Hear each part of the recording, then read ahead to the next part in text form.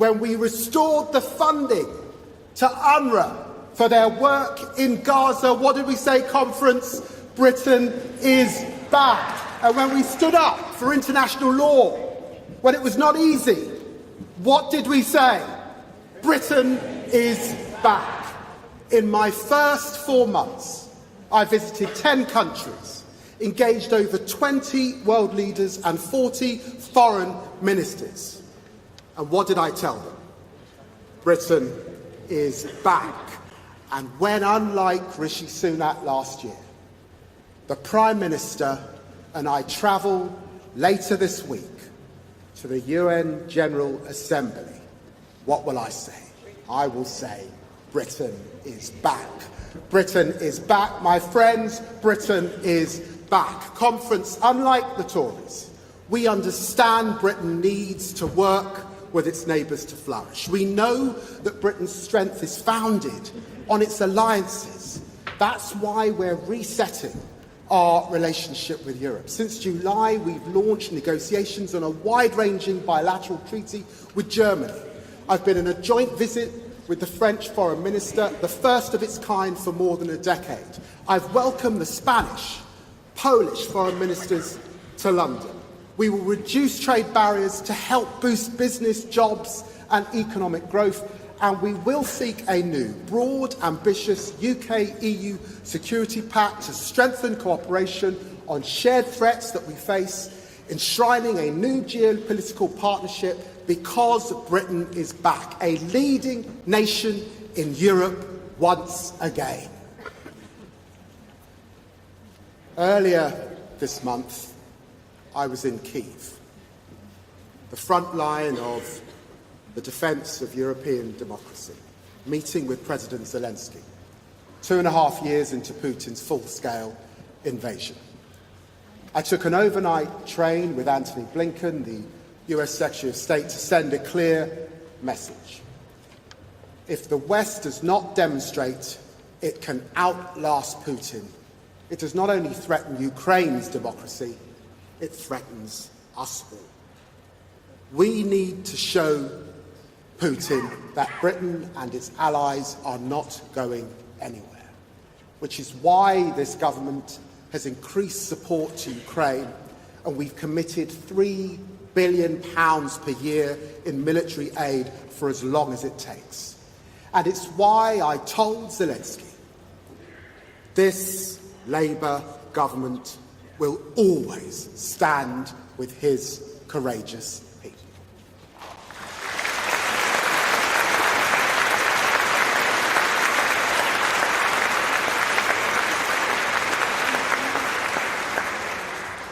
And we need to send another message to Vladimir Putin. Your interference in our democracy, promoting disinformation and encouraging disorder on our streets, encouraging kleptocrats to store their ill-gotten gains in our property market, must end. And that's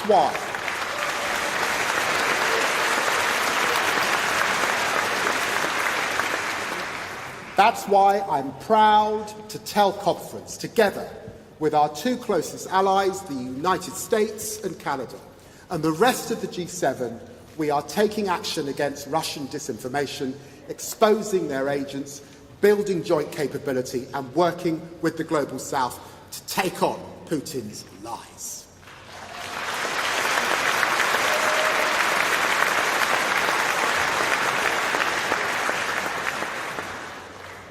Conference, last year, as we boarded trains up to Liverpool, we read the horrific news that Hamas terrorists had murdered around 1,200 Israelis and kidnapped 250 others.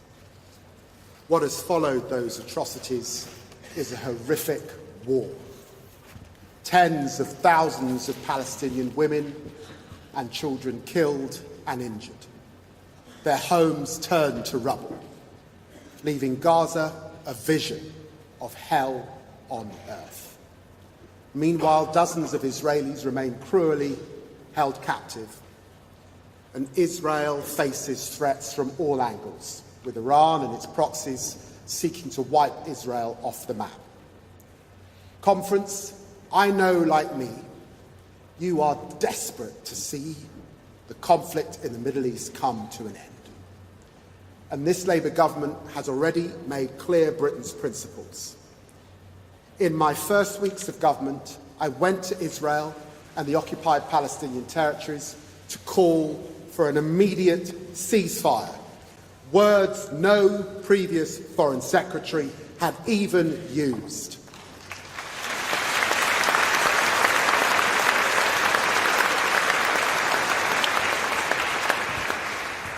We have used the full weight of Britain's diplomacy to push to protect civilians now, get all the hostages out now, and unrestricted aid into Gaza now. We've provided millions to fund field hospitals in Gaza. We brought the Security Council together to demand polio vaccinations for Palestinian children. We've respected the independence of the international courts, and we have made the right decisions to stand up for international law.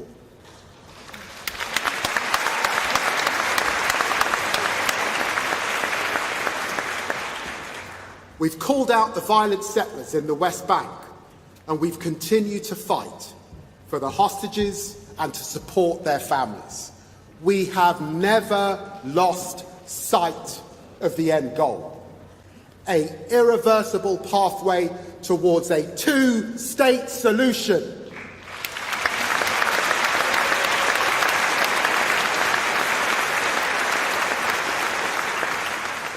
I believe in the right of Israel to be safe and secure. I also believe in the justness of the Palestinian cause. And it is only once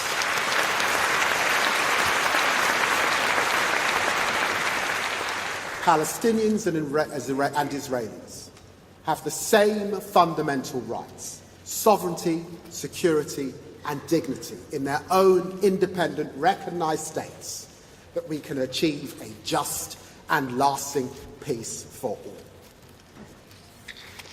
In recent days,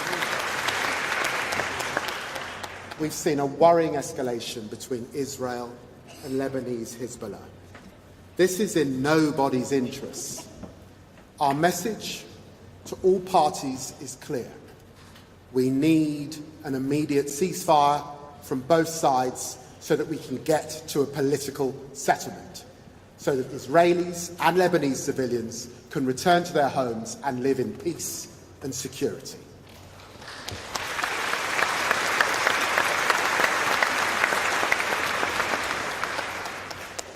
And to British nationals still in Lebanon, let me be very clear. For your own safety, leave now. Iran is not only destabilising the Middle East, but providing support to Putin's barbaric war through exporting ballistic missiles. And that is why we put new restrictions on Iran Air that will stop it entering the new UK, and new sanctions against the IRGC. Conference, in a world filled with conflict, it's easy to take our eyes off the most fundamental threat our world faces: the climate emergency.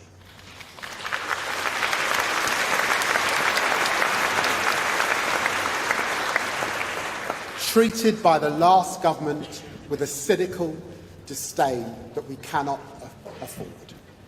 With Keir Starmer and Ed Miliband, I will help restore Britain's climate leadership for British jobs, opportunity and growth. And because climate matters.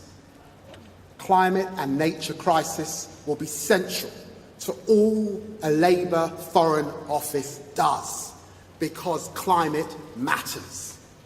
With Labour, Britain will lead a new global clean power alliance because climate matters. With Labour, Britain has founded Great British Energy because climate matters. We will accelerate onshore wind. Why? Because climate matters. We will appoint new climate and new nature envoys because climate matters. We've pledged to end new oil gas licenses while guaranteeing a fair transition in the North Sea. Why? Because climate matters.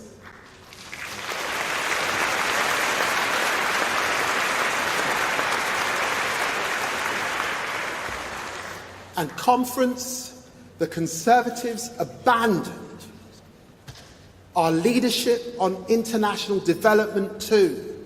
And with my dear friend, Annalise Dodds, we will strengthen development, leadership, capability and expertise and support faster reform to the global financial system. Our goal is nothing less than a world free from poverty on a livable planet. That's what a Labour government will achieve.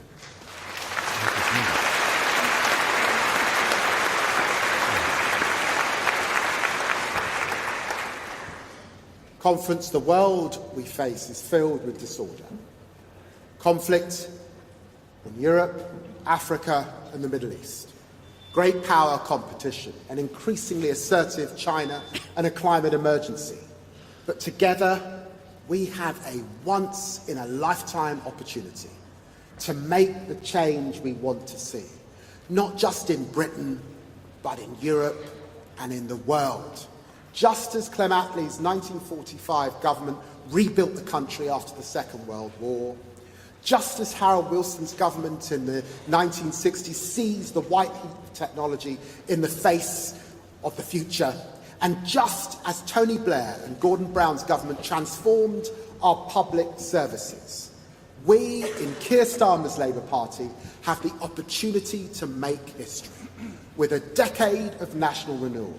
Our Prime Minister has laid out 5 missions for this purpose, 5 missions that will give our country the growth that it needs and the security it deserves, 5 missions that will allow Britain to return to the top table of international diplomacy, a Britain reconnected, Britain back where it belongs. Conference, thank you. Thank you very much.